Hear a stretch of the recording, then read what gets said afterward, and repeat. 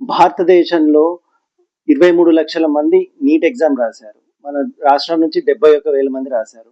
ఇంత కష్టపడి రాసి వాళ్ళు వెయిటింగ్ రిజల్ట్స్ గురించి వెయిట్ చేస్తున్న తరుణంలో ఒక్కసారిగా గవర్నమెంట్ ఎగ్జామ్‌ని బ్యాన్ చేసేసింది. ఎందుకంటే నాసిక్‌లో పేపర్ లీక్ అయ్యి గురుగావ్, రాజస్థాన్ అట్లా దేశవ్యాప్తంగా మొత్తం వ్యాపించేసి అది పేపర్ లీక్ అయిపోయింది. కెమిస్ట్రీ పేపర్ మోస్ట్‌లీ అది మాక్సిమం క్వెషన్స్ అందులో నుంచే లీక్ అయ్యాయంట.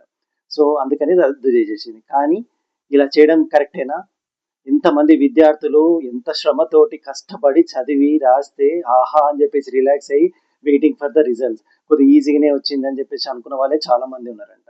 అలాంటిది రద్దు చేసేసరికి వాళ్ళు ఎంత ఇమ్మెన్స్ ప్రెషర్‌కి లోనయ్యారు ఇప్పుడు. ఇప్పుడు మళ్ళంతా రీకండక్ట్ చేస్తారంట ఆ ఎగ్జామ్. ఇప్పుడు మళ్ళీ చదవాలి కదా! దీని తోటి కౌన్సెలింగ్ లేట్ అవుతది. తర్వాత క్లాసెస్ స్టార్ట్ అవ్వడం లేట్ అవుతది. తర్వాత మళ్ళీ వాళ్ళకు సబ్జెక్ట్స్ చదువుకోవాలంటే మళ్ళీ అదొక ప్రెషర్. సో, అక్కడ ఆల్రెడీ ఒక ప్రెషర్ ఫేస్ చేశారు. మళ్ళీ చదువుకోవాలంటే మళ్ళీ రీ ఎగ్జామ్‌కి మళ్ళీ చదువుకోవాలి. ప్లస్ మళ్ళీ సమయాభావం తక్కువ ఉంటది సబ్జెక్ట్స్ చదువుకోవడానికి. లేట్ కౌన్సెలింగ్ తోటి. సో, అది ప్రెషర్. సో, 3 రకాల ప్రెషర్‌ని ఫేస్ చేస్తున్నారు. సో, ఇది గవర్నమెంట్ ఎందుకు ఇలాంటి డెసిషన్ తీసుకుంటుంది? ఎందుకు కంట్రోల్ చేయలేకపోతుంది లీకేజీని? సో, ఇది చాలా ఆలోచించాలి. దీని గురించి స్ట్రిక్ట్ మెజర్స్ తీసుకోవాలి. ఏదైతే ఉందండి. సో, మీరు మాత్రం కష్టపడి చదవండి. అయిందేదో అయిపోయింది. మెయిన్ కోర్స్ ప్రిపేర్ అవుతున్న వాళ్ళందరికీ, నీట్ ఎగ్జామ్ ప్రిపేర్ అవుతున్న వాళ్ళందరికీ wish you good luck. Take care. Bye.